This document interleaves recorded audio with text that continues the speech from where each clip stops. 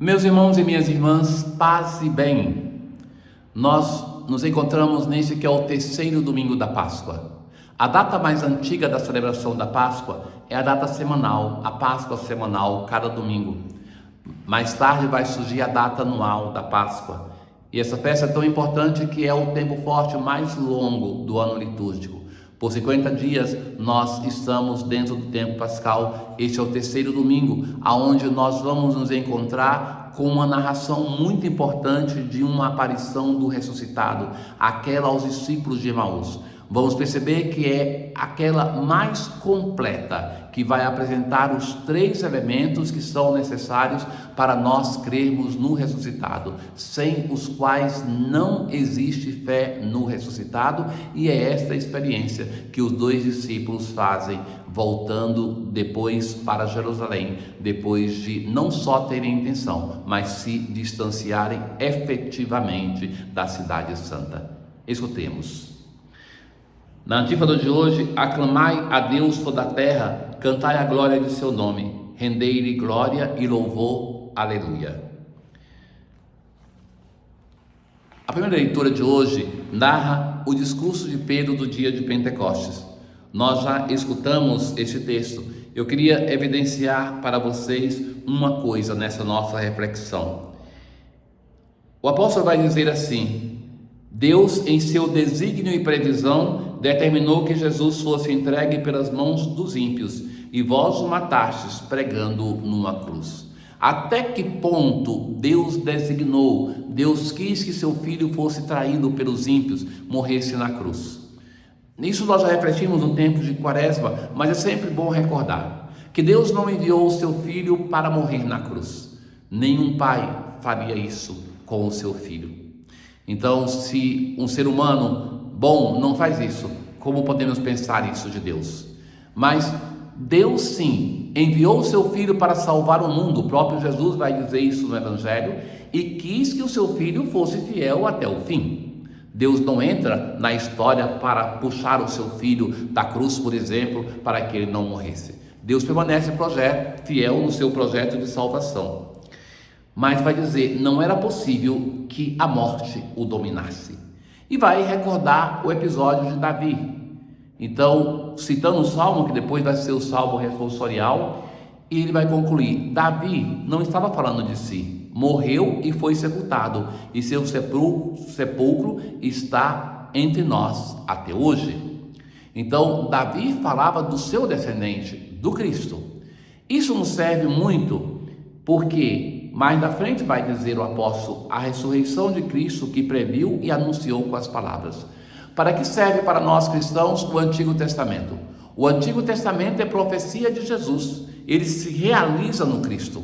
Nós cristãos lemos o Antigo Testamento a partir do Novo Testamento. Jesus é a realização de todas as profecias, e que é isso que a narração da ressurreição vai falar, o próprio Jesus vai falar no Evangelho de hoje. Nós somos testemunhas. O que faz de Pedro e dos apóstolos testemunhas é a fé, que nos faz também testemunhas do ressuscitado. E agora, exaltado pela direita de Deus, Jesus recebeu o Espírito Santo, que fora prometido pelo Pai, e o derramou, como estáis vendo e ouvindo. Derramou sobre a igreja, sobre os apóstolos. É o discurso do dia de Pentecostes. No Salmo responsorial de hoje: ó Senhor, sois minha herança e minha taça, meu destino está seguro em vossas mãos. Tenho sempre o Senhor ante meus olhos, pois se o tenho a meu lado não vacilo. Pois não haveis de me deixar entregue à morte, nem vosso amigo conhecer a corrupção. É a parte citada por Pedro. Delícia eterna e alegria ao vosso lado. É sempre Pedro que nós escutamos hoje na segunda leitura da primeira carta de Pedro. Se invocais Deus como Pai, vivei então respeitando a Deus durante o tempo de vossa migração neste mundo. Tenham uma vida coerente com aquilo que professais, porque nós fomos resgatados pelo Cristo, pelo precioso sangue de Cristo, como de um cordeiro sem mancha nem defeito. Isso já antes da criação do mundo.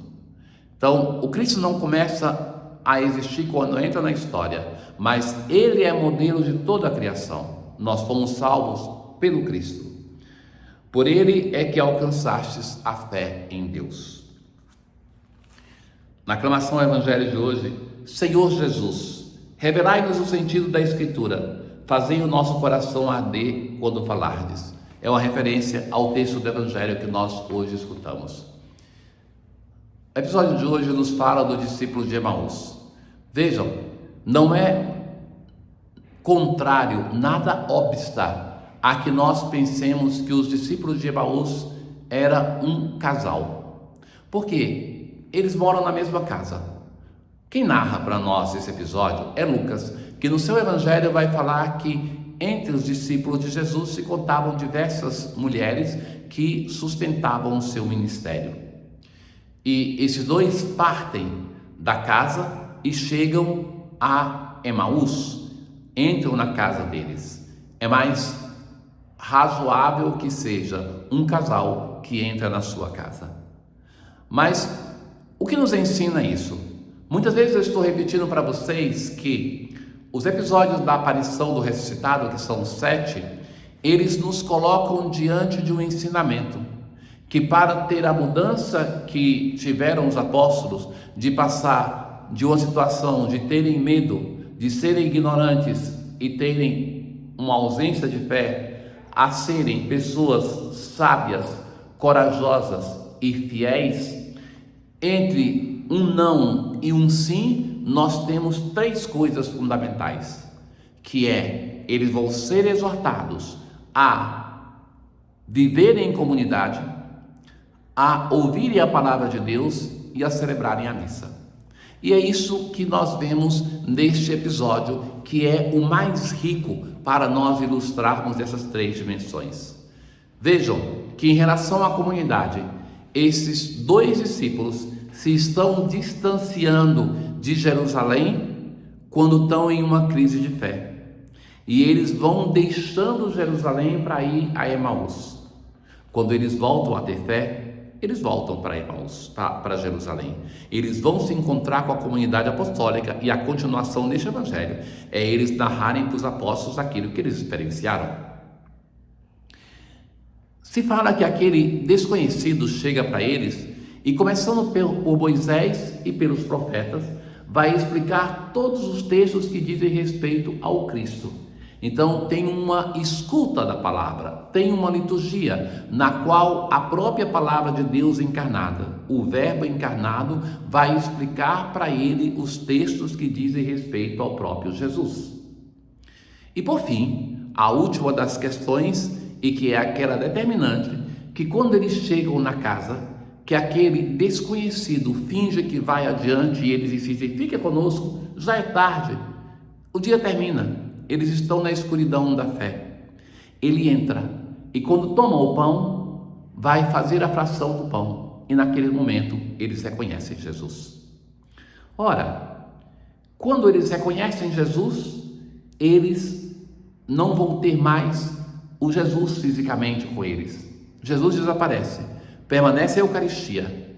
E naquele momento, eles vão reconhecer o nosso coração ardia quando escutávamos a palavra de Deus.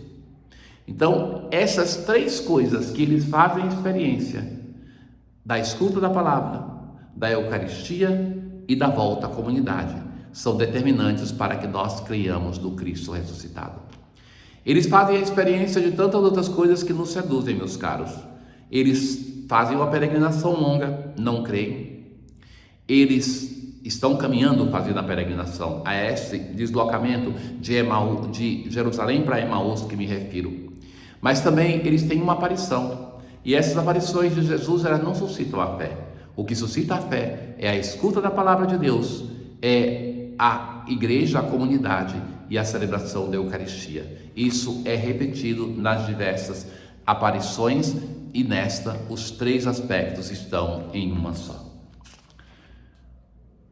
Ó Deus, que o vosso povo sempre exulte pela sua renovação espiritual, para que, tendo recuperado agora com alegria a condição de filhos de Deus, esperem com plena confiança o dia da ressurreição. Tenham todos um bom dia, um bom domingo, um bom 3º domingo de Páscoa. O Senhor esteja convosco, Ele está no meio de nós. Abençoe-vos o Deus Todo-Poderoso, o Pai, o Filho e o Espírito Santo. Paz.